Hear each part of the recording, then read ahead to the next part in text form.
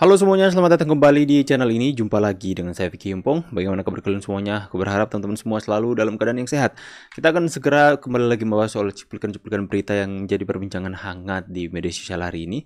Semoga ini bisa memberikan tambahan informasi dan memberikan edukasi kepada kalian semua. Dan tanpa perlu banyak basa-basi lagi, kita akan segera untuk bahas videonya satu persatu, teman-teman. Let's do this, guys. Let's go. Gue mau nangis. Gue nggak pernah ngerasa seditipu ini sama orang yang udah gue pilih 2 kali. Lu tahu? Nah, ini yang lagi viral, teman-teman ya. Enggak tahu. Enggak Tahunya tahu. lu yang nipu kita semua. Ya. Bilang udah 2 kali pilih Jokowi. Tapi usia lu kan tahun ini baru 24 tahun. Lu kan Desember kemarin baru ulang tahun yang ke-23. Gimana ceritanya lu 10 tahun yang lalu udah pilih Jokowi? Coba, Hari ini aku ulang tahun yang ke-23, 17 Desember. Aku lahir 23 tahun yang lalu, tahun 2000. Dengan Penipu mau bilang ditipu Lu ya. sendiri kan yang bilang kalau usia lu kemarin Desember 23 tahun. Ketahuan kan lu bohong. Ih. banget nih negara hancur. Udah paling bener kata si Bima dah. Cabut! Ya udah, buruan cabut. Cabut. Sono ikut Bima. Buruan. Gak usah lama-lama. Daripada lu marah-marah, katanya lu gak pernah seditipu ini, tapi lu nipu kita semua, Neng. Aduh. Aduh. Itulah, itu kebelet mau menjelek-jelekan Jokowi sampai-sampai nggak sadar ya bahwa mulut beracunnya itu menjadi bumerang terhadap dia sendiri ya. Ya, penipu bilang ditipu katanya. Kocak banget si Esther ini, teman-teman ya. Aduh, segitunya ya mau menghujat dan memfitnah Pak Jokowi sampai-sampai rela untuk bohong-bohong seperti itu, teman-teman ya. Oke, teman-teman ya. Sakitnya, perihnya. Korban pelemparan batu demo tolak revisi pilkada. Dan kalian tahu apa yang dikatakan netizen? Netizen bukannya turut prihatin, ini aku baca ya. Yang rugi dia dan keluarganya, yang diuntungkan PDIP. Tuh kira-kira Megawati mau nggak ya donorin 1 bola matanya buat ini anak? Nggak lah. Sisain 1 lagi buat demo kalau kalah nanti. Yang 1 bisa buat demo selanjutnya katanya. Keren ini bro, kenapa kok cuma 1 bro? Kalau semua lebih keren. Ya nggak sia-sia kuliah dapat gelar mata 1 katanya. Kenapa cuma 1, tanggung amat katanya ya. Tenang, nanti PDP nyumbang 1 bola buat gantiin bola mata kamu yang hilang kok bang ya. Ya ampun, kasihan amat, semoga diberi kesehatan rezeki yang lancar katanya. Jangan bilang dia biayanya pakai BPS juga ya. Aduh, tumben lagunya bukan Kulihat Ibu Pertiwi katanya. Ya biasanya kan kalau video-video seperti ini lagunya Kulihat Ibu Pertiwi. Ya. Ini sakitnya. Aduh. Next ya. Nah ini dia, masyarakat merusak pagar kampus UNM diduga kesal akibat unjuk rasa yang dilakukan sampai malam hari hingga terjadi kemacetan panjang. Emosi rakyatnya kan jelas apa yang mereka lakukan itu menghambat fasilitas umum, kendaraan, lalu lintas ya. Sekelompok mahasiswa dobrak mahasiswa lain untuk ikut demo. Ini kalian teriak-teriak demokrasi, tapi kalian sendiri yang tidak menghargai demokrasi. Hak mereka untuk tidak berada di pihak kalian. Kenapa kalian mau ngotot dan marah-marah seperti ini? Ini orang-orang radikal ini, teman-teman ya. Teriak demokrasi darurat, mereka sendiri yang mencoreng demokrasi itu sendiri. Bebas untuk setiap mahasiswa, setiap insan di Indonesia ini, setiap pribadi itu bebas memberikan hak pendapat. Kenapa dipaksa seperti ini, kalian lihat?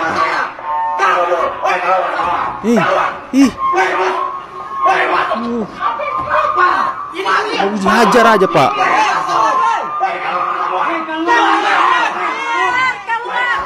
Gimana ini? Keluar. Ini mahasewa ini. Ini enggak akhlak.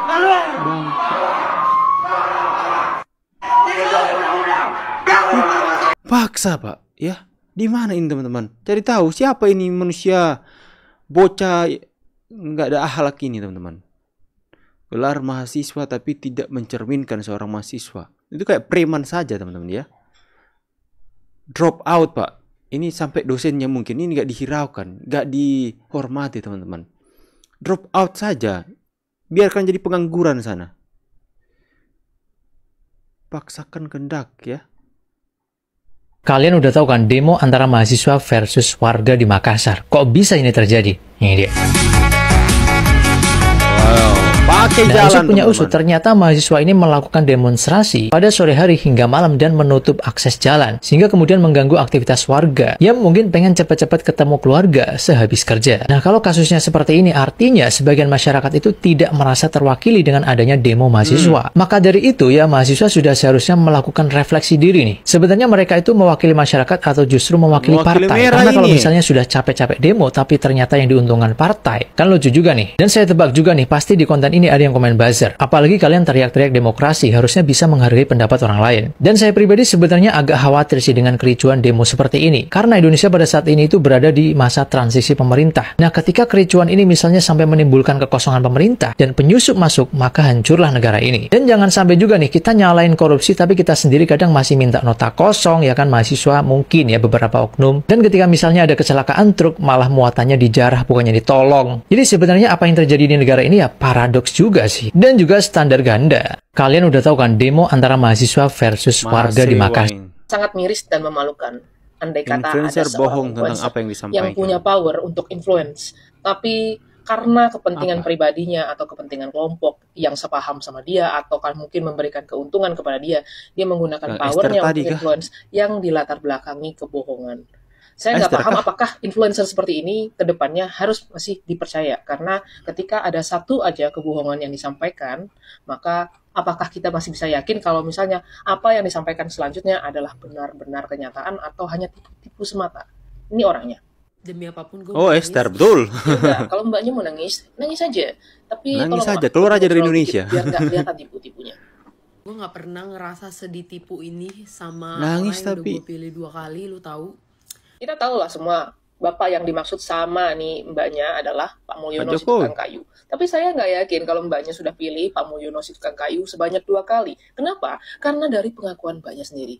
Saya cuma ingin mengingatkan bahwa jejak digital itu kejam, Mbak. Hari ini aku ulang tahun yang ke-23, 17 Desember. Aku lahir 23 tahun yang lalu, tahun 2000. Kalau kita menggunakan ilmu matematika dan logika kita berpikir, maka menurut pengakuan mbaknya yang lahir di Desember 2000, tahun ini, tapi mukanya kayak sudah 32 ya. Itu baru 23 Muka tahun, tua dong. 2 bulan.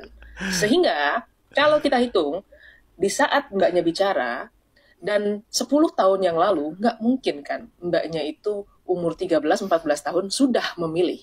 Karena di 2014, mbaknya itu baru 14 tahun. Dan kalau 2019, mungkin lah mbaknya sudah punya hak pilih. Jadi, apa yang mbak sampaikan, di awal aja sudah. Saya punya kemungkinan lain nih. Andai kata nih benar mbaknya memilih Pak Mulyono si tukang kayu sebanyak 2 kali, berarti mbaknya bohong tentang tahun kelahirannya. Mbaknya bohong tentang usianya sendiri. Jadi buat saya sama-sama bohong. Jadi kalau orang yang udah bohong, apakah saya masih harus percaya lagi omongan-omongannya? Lu tahu nggak? Lu tahu nggak? Gue nggak tahu karena lu belum ngomong. Makanya ngomongnya slow aja supaya mudah dipahami. Kalau misalkan ngebahas RUU TPKS kekerasan seksual yang udah terjadi dari zaman dahulu kala, dari zaman jebot, itu 4 tahun. Tapi giliran ngeluarin revisi UU Pilkada buat naikin anaknya 7 jaman. Kalau gitu, kenapa Mbak juga nggak push tentang rancangan undang-undang masalah kekerasan seksual? Dan Mbak harusnya push itu bukan ke Pak Mulyono, tapi ke DPR, di mana para wakil rakyat kita ada. Dan kalau bicara masalah 7 jam, ya seperti saya bilang, saya bukan orang yang munafik, Mbak. Bahwa kepentingan partai politik yang ada di antara para wakil rakyat kita, itu juga penting bagi mereka. Jadi mereka akan nge-push. Makanya saya bilang bahwa kalau untuk kepentingan rakyat, rancangan undang-undangnya slow kekeong gitu. Jadi mbaknya itu cuma dimainin sama partai-partai politik yang punya kepentingan. Pahami di situ, Mbak.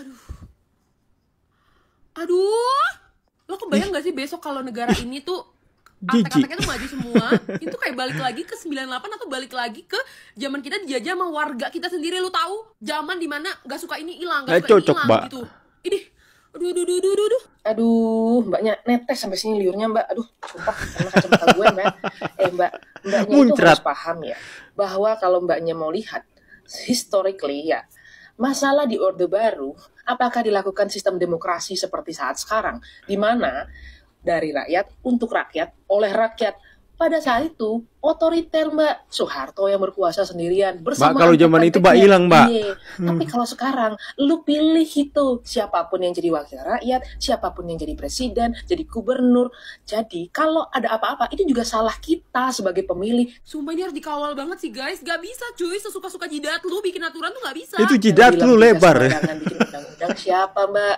Makanya kalau lu sebagai rakyat yang pintar nggak terima dengan undang-undang yang udah disahkan oleh lembaga legislatif dan menurut lu itu merugikan rakyat, lu bisa gugat itu dengan jalur hukum, jalur yudikatif. Ada yang namanya Mahkamah Gimana? Konstitusi, maka itu ada yang namanya judicial review. Kasih paham, Mbak. Berkali-kali ada yang lakuin Iya. Hei Esther, stop kau tipu-tipu ya. Sampai segitunya mau menjelekan Pak Jokowi sampai menimbulkan narasi yang dimana netizen langsung saja untuk membukanya ya. Menjadi bumerang atas diri sendiri ya. Seorang influencer tapi menggunakan privilege-nya sebagai seorang influencer untuk menyebarkan berita-berita bohong ya. Menyebarkan hal-hal yang negatif ya. Apakah kalian layak untuk mempercayai influencer seperti ini teman-teman ya? Lucu teman-teman, stop Esther tipu-tipu. Tulis pendapat kalian di kolom komentar. Saya pamit dulu teman-teman, see you next video and God bless, bye guys.